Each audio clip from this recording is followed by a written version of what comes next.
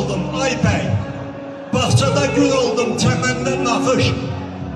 Dağlarda qar oldum, göylərdə yağış. Qarışdım çeşməyə, töküldüm çaya. Sizi təbrik üçün gəldim bu toya. 100 il əvvəl də gələ bilərdim, 100 il sonra da gələ bilərdim.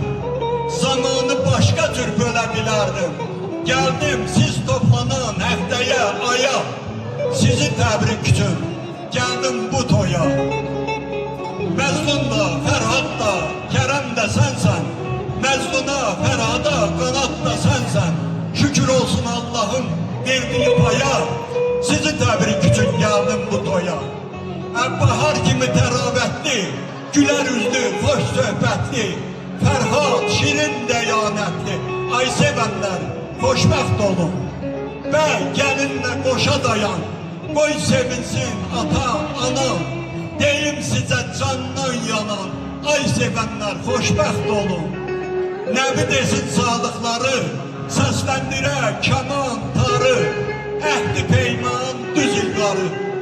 Sevenleri, xoşbəxt olsun sevenleri. Allah mübarək eləsin, Allah var eləsin şunları. Həmişə belə şənliklərdə olasın, sağ olun, var olun.